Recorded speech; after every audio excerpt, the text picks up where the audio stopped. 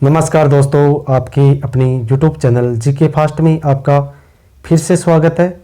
दोस्तों, आज हम करंट जीके वर्ष 2022 और 23 की जो महत्वपूर्ण घटनाएं हैं, महत्वपूर्ण जो चर्चित खेल हैं, नवीनतम पुरस्कार, आयोग व अध्यक्ष, प्रमुख कार्यक्रम का आयोजन, प्रमुख अभियान या ऑपरेशन, चर्चित स्थल और प्रमुख नीतियों के बारे में चर्चा करेंगे। तो सबसे पहले अपन चर्चित खेल के बारे में चर्चा करते हैं कि 2022 के दौरान कौन सा खेल ज़्यादा चर्चा में रहा। तो आता है राष्ट्रीय स्काउट एवं गाइड जम्बूरी। ये 18वीं स्काउट जम्बूरी थी जो राजस्थान के रोहट तहसील पाली में हुई। अगर गांव पूछे तो निम्बोली में हुई थी। कहाँ पर हुई थी? निम्बोली में हुई थी। ये राजस्थान में 67 साल बाद यानी 67 ईयर बाद राष्ट्रीय जम्बूरी हुई है। पहली जम्बूरी 1956 में जयपुर में हुई थी। कब हुई थी?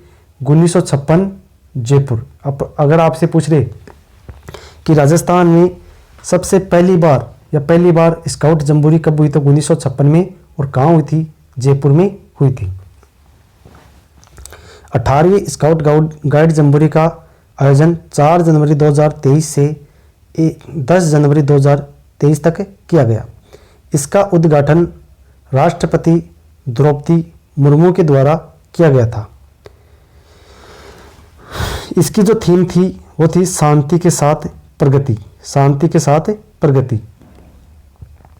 इसमें कुल प्रतिभागी थे वो 37,000 प्रतिभागियों ने भाग लिया था, जिसमें से 400 विदेशी थे। इस जम्बूरी में राजस्थान को सबसे अव्वल दर्जा का पुरस्कार दिया गया था। यानी इस जम्बूरी में राजस्थान सबसे अव्वल रहा था। सर्वश्रेष्ठ पुरस्कार स्काउट गाइड का किसे दिया गया था? तो राजस्थान को दिया गया था। अगला जो चर्चित खेल आता है वो है राजीव गांधी ग्रामीण ओलंपिक खेल। इसका आयोजन 29 अगस्त 2022 यानी जो खेल दिवस है उस दिन से ये शुरू हुआ था और 19 अक्टूबर 2022 तक चला था। इसकी शुरुआत कब हुई थी? तो 29 अगस्त 2022 को इसकी शुरुआत हुई थी। कहाँ से इसकी शुरुआत की थी? तो पाल गांव लूणी जोधपुर से मुख्यमंत्री श्री अशोक गहलोत जी के द्वारा इसकी शुरुआत की गई थी।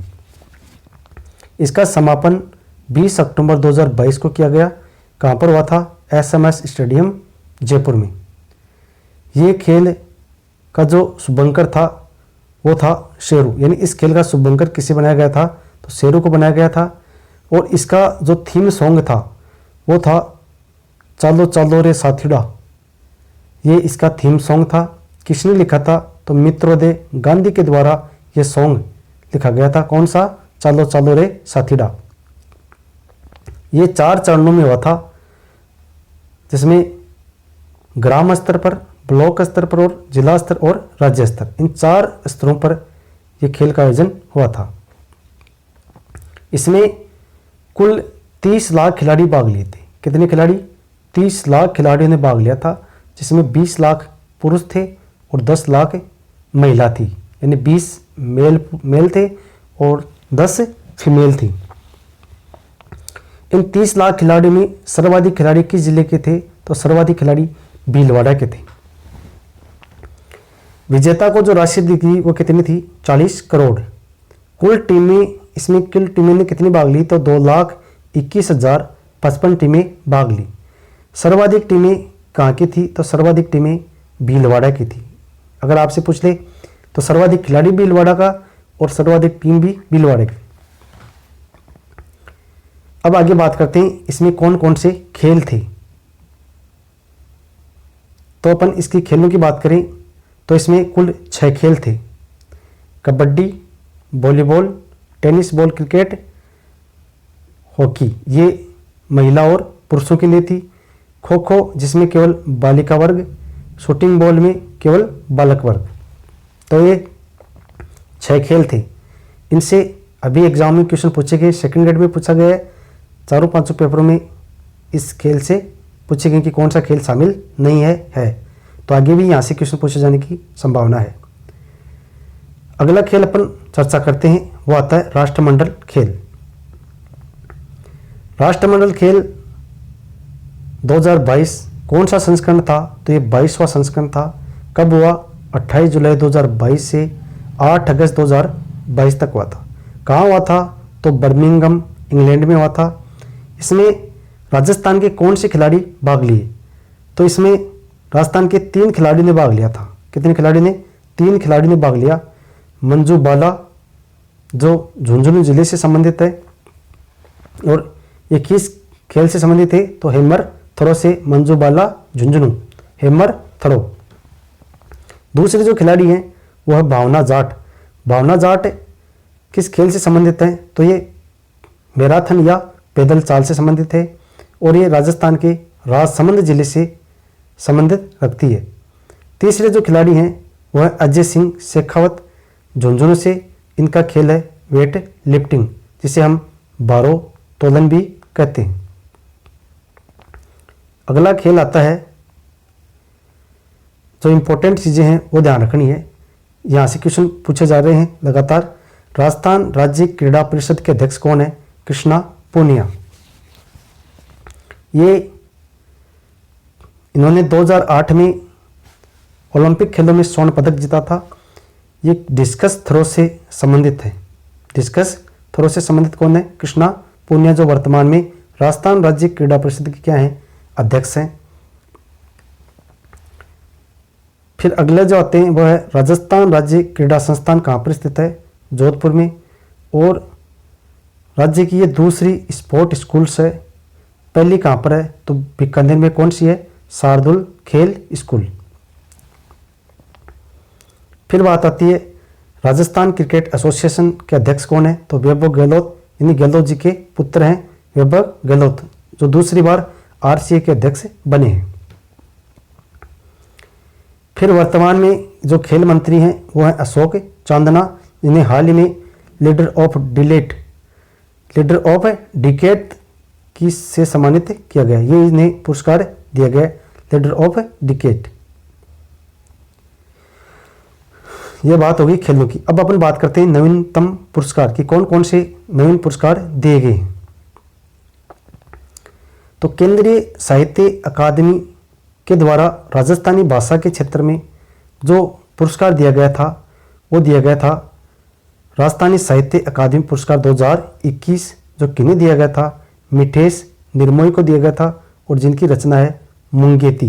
कौन सी रचना है? मुंगेती। ये भी पूछ सकता है कि मुंगेती जो रचना है उसके रचनाकार कौन है? तो मिठेश निर्मोही, जिन्हें राजस्थानी साहित्य अकादमी पुरस्कार 2021 दिया गया था। अब जो राजस्थानी साहित्य अकादमी पुरस्कार 2022 वो किसे दिया गया था? तो कमल रंगा को राजस्थानी साहित्य अकादमी पुरस्कार 2022 दिया गया। कमल रंगा, जिनकी जो पुस्तक है वो है अलेखू अम्बा। अलेखू अम्बा। ये क्वेश्चन अभी हाल ही में सीटी एग्जाम में पूछा गया है कि राजस्थानी साहित्य अकादमी पुरस्कार 2022 किसे दिया गया था? कमल रंगा को। इनकी पुस्तक थी अलेखू अम्बा। ये कहाँ से संबंधित थे? तो ये बीकानेर जिले से संबंधित थे। अगला जो पुरस्कार आता है वो आता है डॉक्टर कोमल कोठारी स्मृति लाइफ टाइम अचीवमेंट पुरस्कार।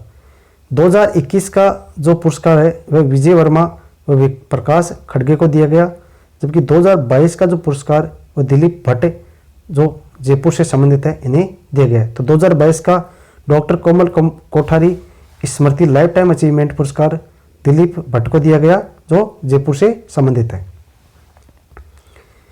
अगले पुरस्कार की अपन चर्चा करते हैं, वो आता है राजस्थानी साहित्य अकादमी पुरस्कार।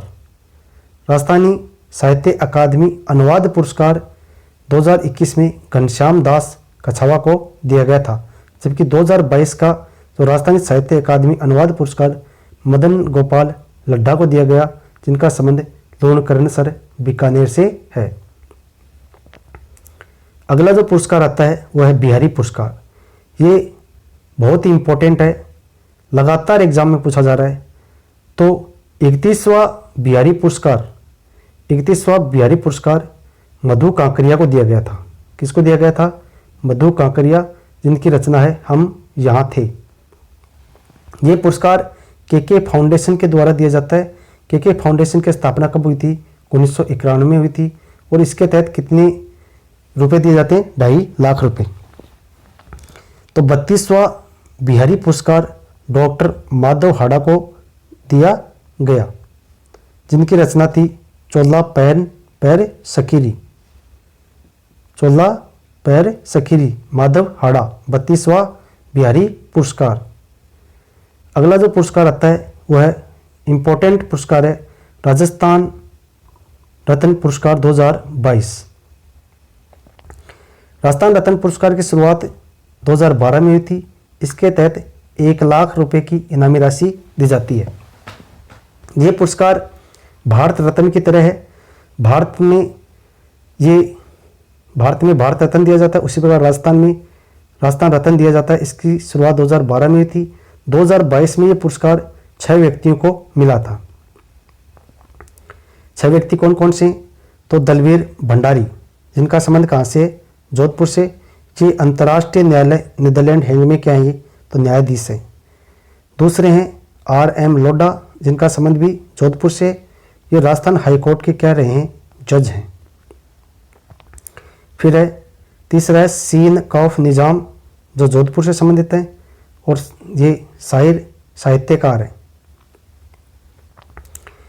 चौथे जो व्यक्ति हैं वो है लक्ष्मी निवास मित्तल, जिनका संबंध सादुलपुर चूरू से। इन्हें स्टील मैन ऑफ इंडिया कहा जाता है, यानी स्टील किंग है कौन? लक्ष्मी निवास मित्तल। फिर चौथे जो व्यक्तित्व हैं वह केसी मालू सुजानगढ़ चूरू से संबंधित हैं। ये वीणा कैसेट के प्रोड्यूसर हैं। और छठवें जो व्यक्ति हैं वह अनिल अग्रवाल, जो रिंगस सिक्कर से संबंधित हैं। ये वेदांता ग्रुप से संबंधित है। तो राजस्थान रत्न पुरस्कार 2022 कितने व्यक्तियों को दिया गया? 6 व्यक्तियों को। दलवीर भंडारी, RML लोढ़ा, सीन काफ निजाम, लक्ष्मी निवास मित्तल, केसी मालू और अनिल अग्रवाल। अगला जो पुरस्कार आता है वह पद्म पुरस्कार 2022। पद्म पुरस्कार 2022 पद्म भूषण और पद्मश्री, यानी पद्म भूषण तो कितने को दिया गया? 2 को दिया गया, जबकि पद्मश्री कितने को दिया गया? 3 को दिया गया। 2 पद्म भूषण विजेता कौन है? तो राजीव महर्षि, जिनका संबंध जयपुर से। और ये वर्तमान में केगे के क्या है? नियंत्रक माल्यका परीक्षा यानी केगे अध्यक्ष हैं। दूसरे पद्म भूषण विजेता हैं देवेंद्र झाझड़िया, जिनका संबंध चूरू से है। ये पैरा खिलाड़ी हैं। इनका जो खेल है वह जेवलिन थ्रो, भाला फेंक। यह बात हुई पद्म भूषण की। अब पद्मश्री 2022 किन्हें दिया गया था? तो अवनी लेखरा बहुत ही चर्चित है। इनका संबंध जयपुर से है। ये एक पैरा खिलाड़ी हैं।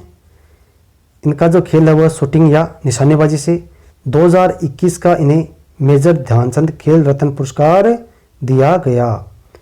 अवनी लेखरा बेटी बचाओ बेटी पढ़ाओ अभियान की क्या है? ब्रांड एम्बेसडर हैं। जबकि साथ ही साथ उड़ान योजना की भी क्या है? ये ब्रांड एम्बेसडर है। यानी 2 योजनाओं की ब्रांड एम्बेसडर कौन है? अवनी लेखरा, बेटी बचाओ बेटी पढ़ाओ और उड़ान योजना। दूसरे जो पद्मश्री विजेता है वह चंद्र प्रकाश द्विवेदी, जिनका संबंध सिरोही से है। ये चाणक्य सीरियल और पृथ्वीराज जो सीरियल है उनमें इन्होंने काम किया था। अगला है रामदयाल शर्मा, जिनका संबंध भरतपुर से। ये नौटंकी कला से संबंधित हैं। तो 3 व्यक्तियों को क्या मिला था? पद्मश्री, और 2 को पद्म भूषण। कुल राजस्थान में 2022 में कितने पद्म पुरस्कार मिले? तो 5। ठीक है। अब आगे अपन चर्चा करते हैं अगले पुरस्कार की। अभी हाल ही में जो पुरस्कार मिला है वह है पद्म पुरस्कार 2023। केवल क्या मिला है? पद्मश्री मिला है। ध्यान रखना 2022 में पद्म भूषण भी मिला था और पद्मश्री भी, लेकिन पद्म पुरस्कार 2023 में केवल घोषणा किसकी हुई है? पद्मश्री की। कितने व्यक्तियों को मिलेगा? तो ये 4 व्यक्तियों को मिलेगा। कितने व्यक्तियों को? 4 व्यक्तियों को मिलेगा। संयुक्त रूप से 2 को मिलेगा और अलग अलग 2 को, यानी संयुक्त रूप से कितने व्यक्तियों को? 2 को। तो वो 2 संयुक्त रूप से कौन कौन है उनके बारे में अपन चर्चा करते हैं। तो संयुक्त रूप से कला के क्षेत्र में दिया जाएगा किनको? हुसैन बंधु, जिनका संबंध कहाँ से है? जयपुर से। कौन कौन है? अहमद हुसैन और मोहम्मद हुसैन। तो हुसैन बंधुओं को संयुक्त रूप से कला के क्षेत्र में पद्मश्री पुरस्कार 2023 दिया जाएगा। दूसरे जो पद्मश्री विजेता हैं वो है मूलचंद लोढ़ा, जो सामाजिक क्षेत्र से संबंधित हैं और उनका संबंध है किस जिले से? डूंगरपुर से। फिर आते हैं तीसरे पद्मश्री विजेता लक्ष्मण सिंह, जो सामाजिक कार्य से संबंधित हैं और इनका संबंध किस जिले से? जयपुर से। तो जयपुर से कितने हैं? 2 हैं और डूंगरपुर से कितने? 1। हुसैन बंधु, मूलचंद लोढ़ा और लक्ष्मण सिंह को पद्मश्री 2023 दिया जाएगा। अगला जो पुरस्कार आता है वो है गांधी सद्भावना सम्मान पुरस्कार।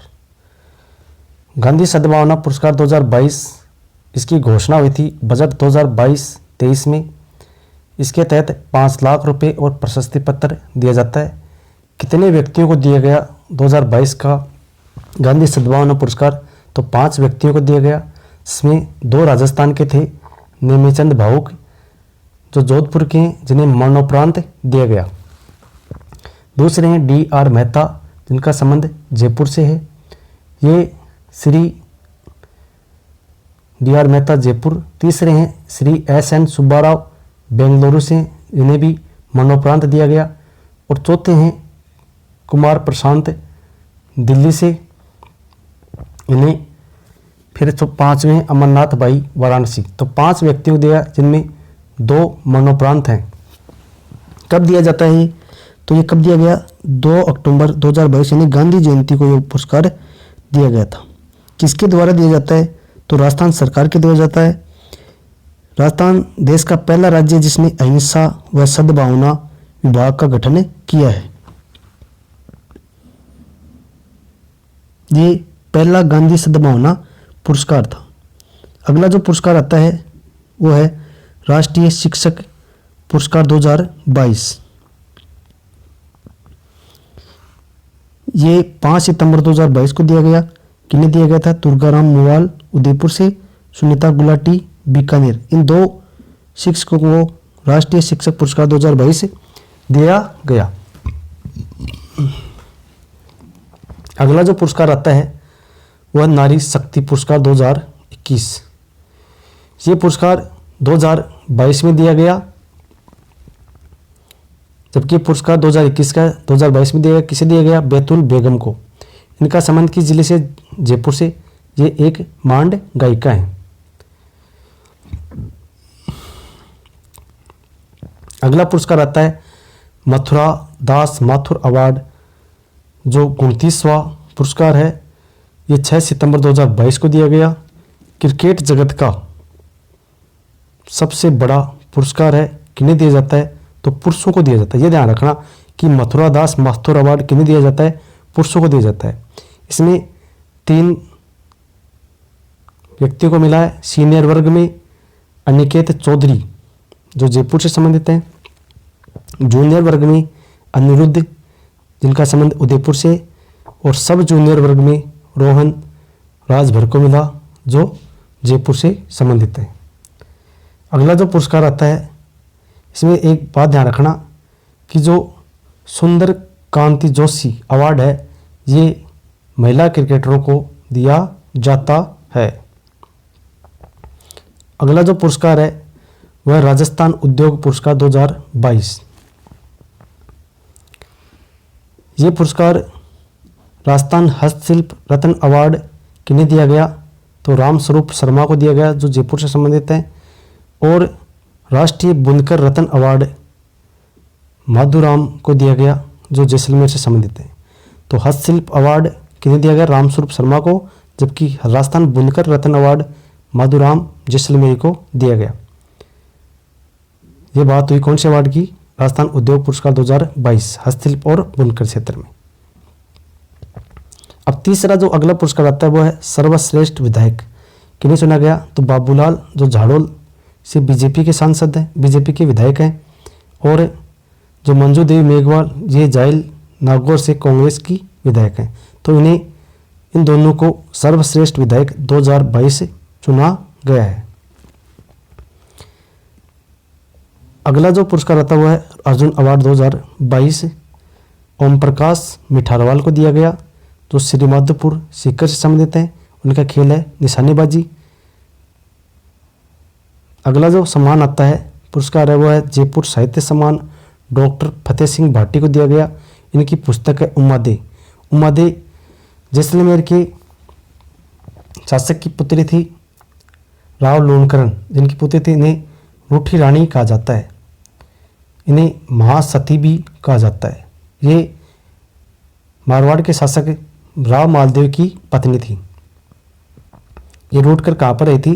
तारागढ़ अजमेर में रही थी। अगला जो पुरस्कार आता है वह है राष्ट्रीय स्वच्छता विद्यालय पुरस्कार, जिसमें कितनी स्कूलें शामिल की गई हैं? 2 स्कूलें। कौन कौन सी हैं वो 2 स्कूलें जिन्हें राष्ट्रीय स्वच्छता विद्यालय पुरस्कार दिया गया? तो वह है स्वामी विवेकानंद मॉडल स्कूल पनवाड़ा टोंक, राजकीय बालिका उच्च माध्यमिक विद्यालय गंगापुरा भीलवाड़ा। तो इन 2 विद्यालयों को स्वच्छता विद्यालय पुरस्कार 2022 दिया गया।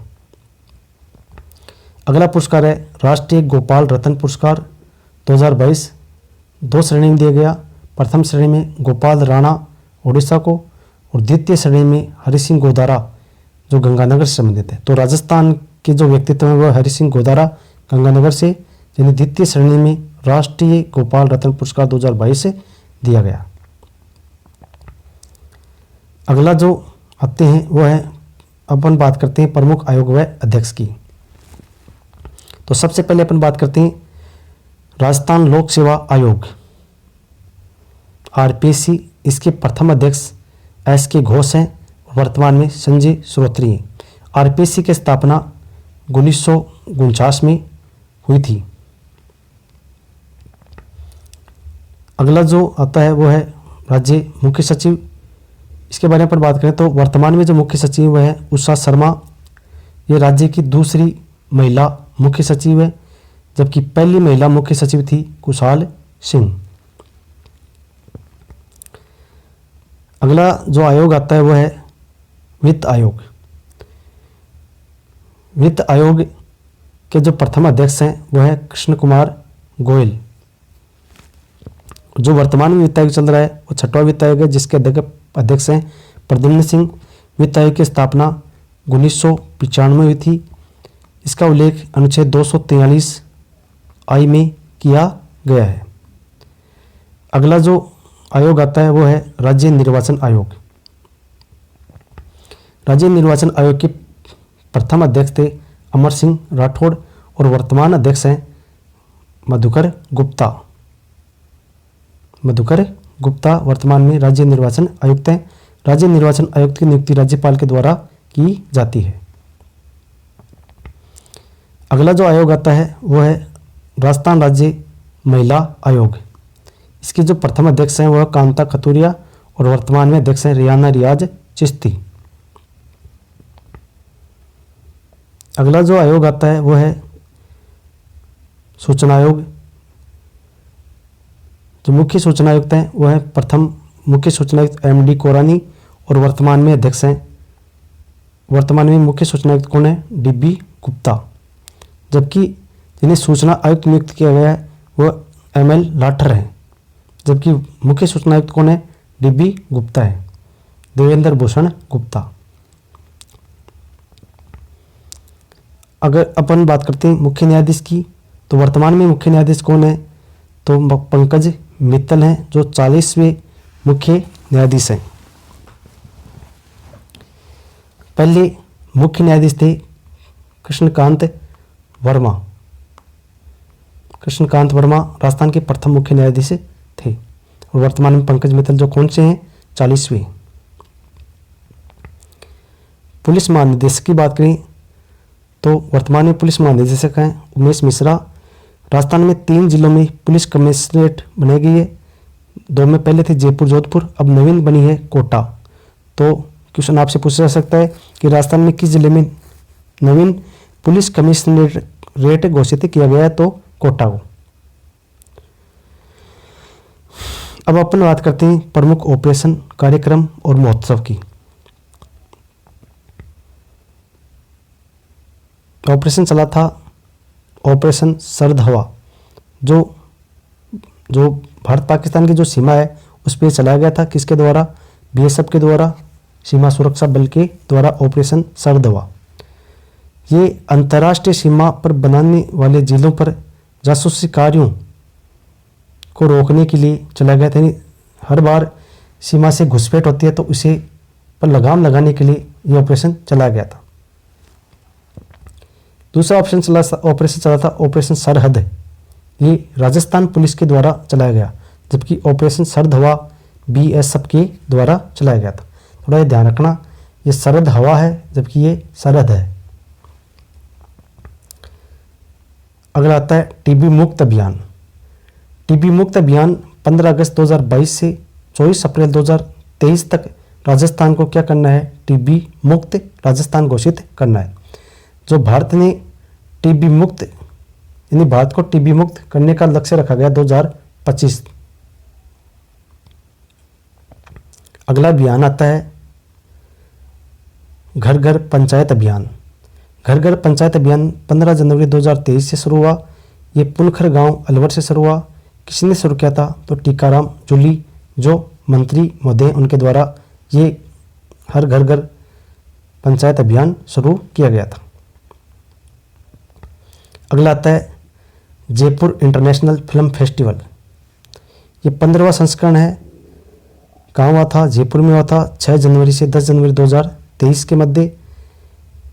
कितने दिन चला था ये? तो 5 दिन चला था। इसमें लाइफ टाइम अचीवमेंट पुरस्कार किसे दिया गया था? तो अर्पणा सेन को लाइफ टाइम अचीवमेंट पुरस्कार दिया गया था। जयपुर इंटरनेशनल फिल्म फेस्टिवल में लाइफ टाइम अचीवमेंट पुरस्कार अर्पणा सेन को दिया गया। अगला जो महोत्सव आता है वो अंजस महोत्सव। ये अंजस महोत्सव जलसो राजस्थान रो, ये क्वेश्चन पूछा गया है कि हाल ही में जलसो राजस्थान रो कहाँ मनाया गया? तो जोधपुर में मनाया गया। कब मनाया गया था? 29-30 अक्टूबर 2022 को। इसे अंजस महोत्सव कहते हैं। ये किसके द्वारा शुरू किया गया था? तो रेखता फाउंडेशन के द्वारा ये महोत्सव शुरू किया गया था। अगला आता है राज्य स्तरीय ट्रांसजेंडर उत्सव। राज्य स्तरीय ट्रांसजेंडर उत्सव अलवर में मनाया गया। कब मनाया गया? तो 30 नवंबर 2022 को। उद्घाटन किसने किया था? टीकाराम जूली ने। ट्रांसजेंडर उत्थान कोष के लिए राशि 10 करोड़ रखी गई है। ऐसा करने वाला देश का पहला राज्य बना है राजस्थान। और देश की दूसरी यूनिवर्सिटी ट्रांसजेंडर को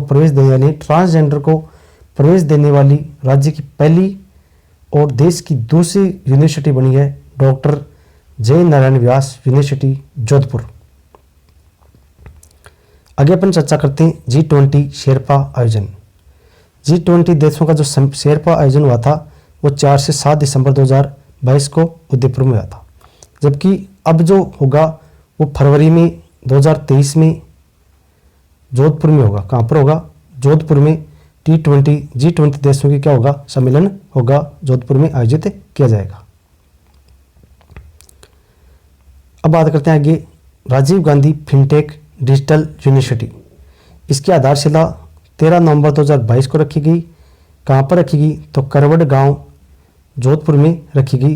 किसने रखी थी? तो मुख्यमंत्री श्री अशोक गहलोत ने Rajiv Gandhi fintech digital university की नींव रखी थी।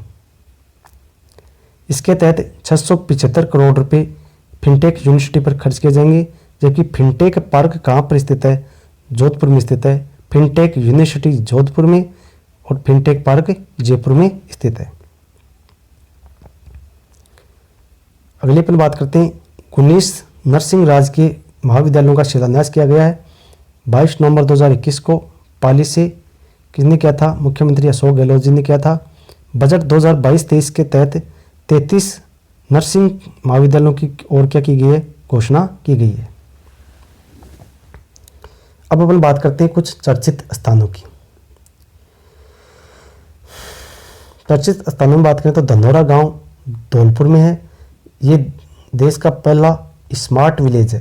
देश का पहला स्मार्ट विलेज कौन सा है? धनौरा गांव धौलपुर। अगला जो गांव है वह जवानपुरा गांव पंचायत, कहाँ पर? जयपुर में। इसे हेल्दी विलेज घोषित किया गया है। तीसरा गांव है चौंप गांव जयपुर में। यहाँ पर राज्य का सबसे बड़ा, देश का दूसरा और विश्व का तीसरा, यानी राज्य का तो सबसे बड़ा, देश का दूसरा और विश्व का तीसरा सबसे बड़ा स्टेडियम निर्माण किया गया। कहाँ पर? चौंप जयपुर में प्रस्तावित है। आगे अपन बात करते हैं बरकतुल्ला स्टेडियम। बरकतुल्ला खां स्टेडियम जोधपुर में स्थित है। बरकतुल्ला खां राजस्थान के प्रथम अल्पसंख्यक मुख्यमंत्री हैं और पद पर मरने वाले प्रथम मुख्यमंत्री भी कौन है? बरकतुल्ला खां। और बरकतुल्ला स्टेडियम कहाँ पर स्थित है? जोधपुर में स्थित है। फिर बात करते हैं अपन रामगढ़ विषधारी अभ्यारण्य की। ये राजस्थान की चौथी, देश की 52वीं बाघ परियोजना की शुरुआत हुई है। ये रामगढ़ विषधारी अभ्यारण्य में कौन सा क्षेत्र आता है? बूंदी और सोनभद्रपुर का क्षेत्र आता है। इसे रामगढ़ विषधारी को रणथंभौर के जो बाघ है उनका जच्चा घर कहा जाता है। तो बाघों का जच्चा घर किसे कहते हैं? रामगढ़ विषधारी अभ्यारण्य, जो कहाँ पर स्थित है? बूंदी में स्थित है।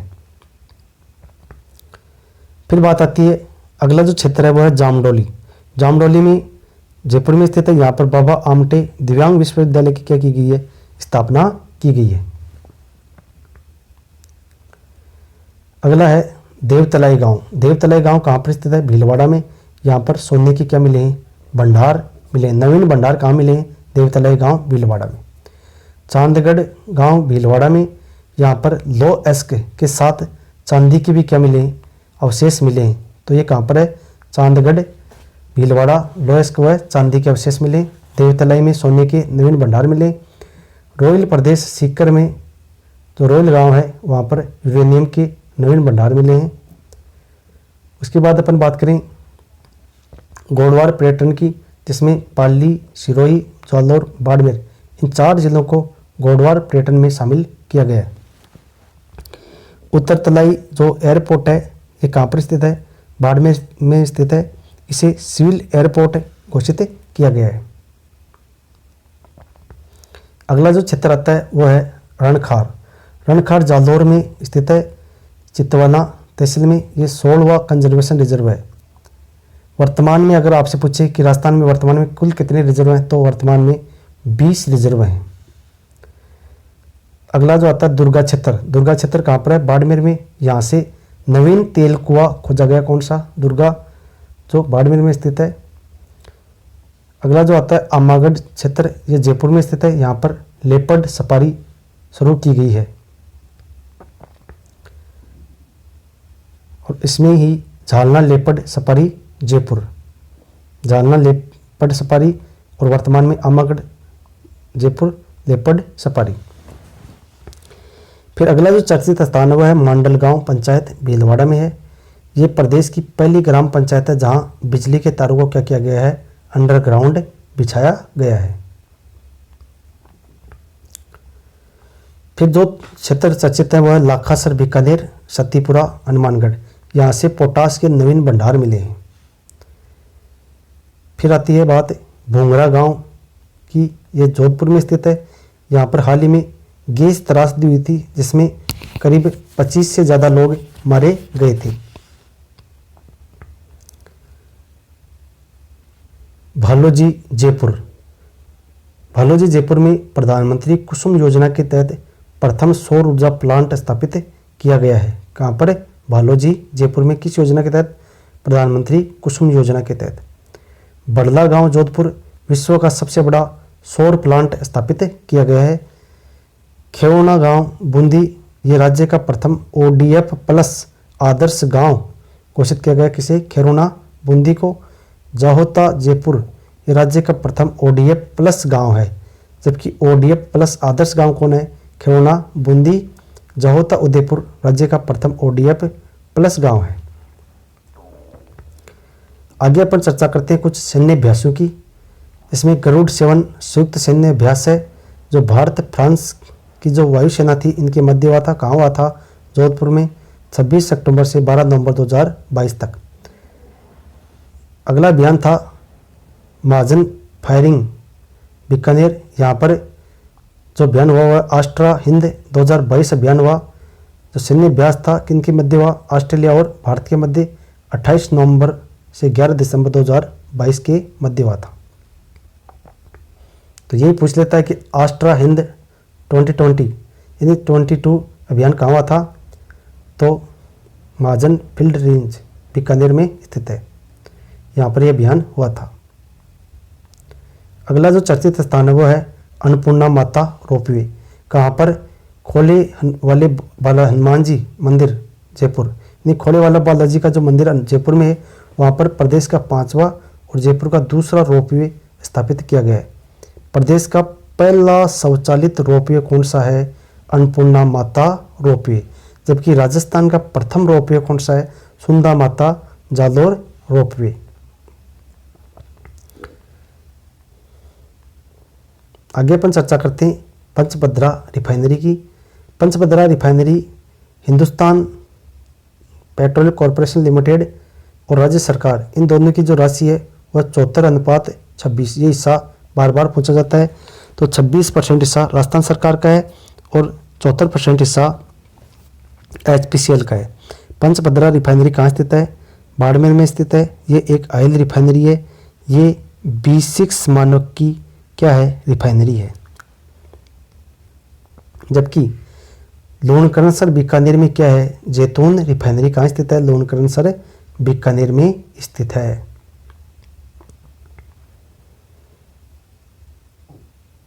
अगला जो चर्चित क्षेत्र आता है वह बड़ापल। बड़ापोल हनुमानगढ़ में स्थित है। ये सेम की समस्या के लिए चर्चित है। यहाँ पर हाल ही में पक्षी अभ्यारण्य की घोषणा की गई है। यहाँ पर पक्षी अभ्यारण्य बनेगा कहाँ पर, बड़ापोल हनुमानगढ़ में। अगला जो चर्चित क्षेत्र है वह है किशनबाग जयपुर। यहाँ पर राज्य का प्रथम डेजर्ट पार्क स्थापित किया जाएगा। अगला चर्चित स्थान है गुलाब बाग उदयपुर। यहाँ पर बर्ड पार्क स्थापित किया जाएगा। और बड़ी तालाब में मछली अभ्यारण्य यानी बड़ी तालाब उदयपुर में मछली अभ्यारण्य स्थापना की जाएगी। मीनार गांव को हाल ही में रामसर साइट के लिए नामोल्लेख किया गया है। राजस्थान में पहले से 2 रामसर साइट हैं, सांबर झील और केवलादेव पक्षी अभ्यारण्य भरतपुर।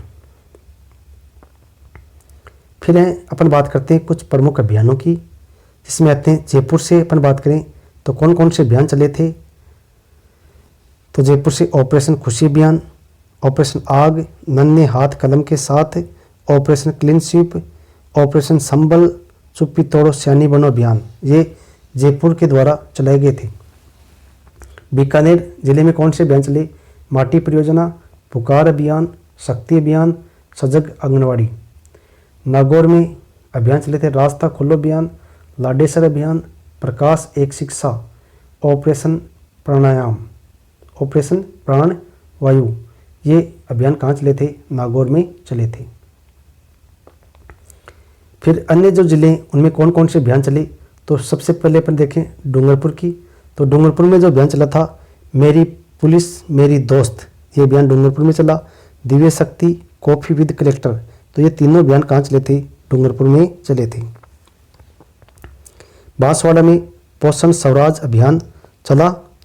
भीलवाड़ा में आधा गिलास आधा पानी अभियान चलाया गया।